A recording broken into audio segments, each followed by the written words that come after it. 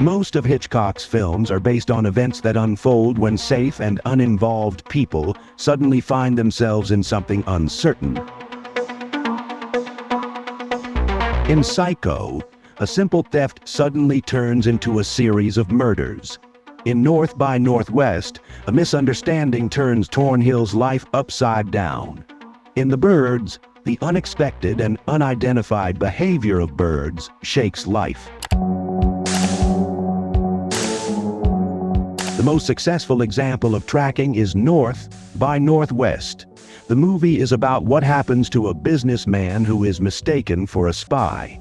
The film includes the main elements of Hitchcock's cinema, such as being mistaken for someone else, not being able to prove his innocence, a sudden love, and a happy ending.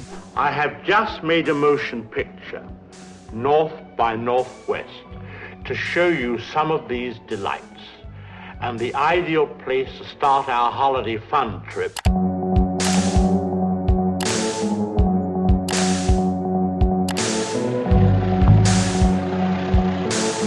The scene in which a small biplane chases Cary Grant across an open field is one of the most memorable scenes of Hitchcock's cinema.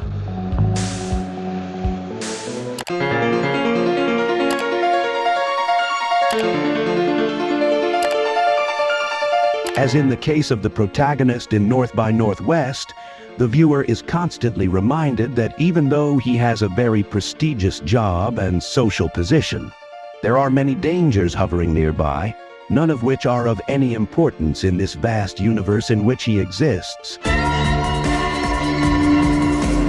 You are always open to these dangers, and in the face of these dangers you can also take actions that go beyond your values. In this way, it mercilessly exposes the viewer to the fact that there is a world of repressed values, trapped in the unconscious, which is latent in the viewer himself and which can determine the field of conscious thought.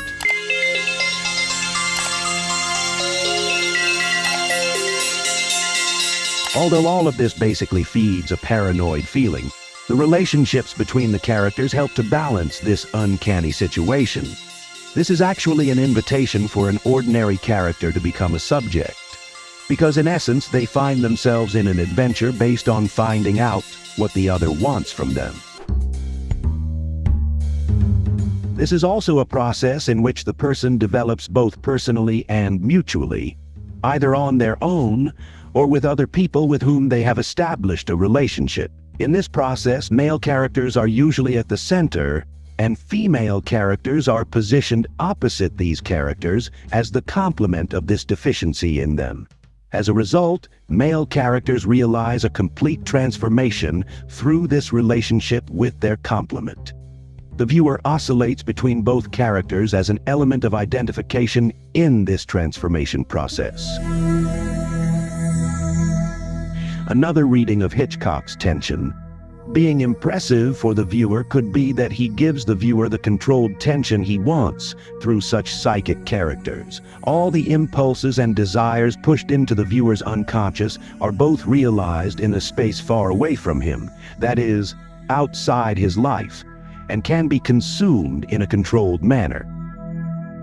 Thus, on the one hand, it gives the viewers the desired relaxation by making them watch the extraordinary and mysterious stories of the heroes in a space where they can control the tension. And on the other hand, it also provides them with the peace of being an ordinary person by making them feel the pleasure of not being such a person when they return to their ordinary lives.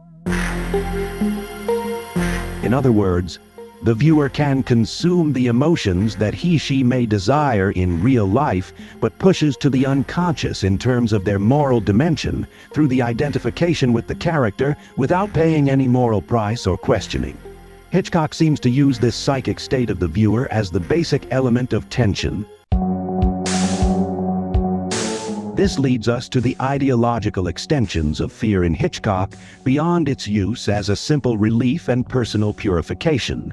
In fact, from this point on, the viewer, who has now been turned into an ideological object, is suggested that he can only be safe if he stays within the normality that is reconstructed and represented within this rather simple, even largely shared circle of fear that he is confronted with.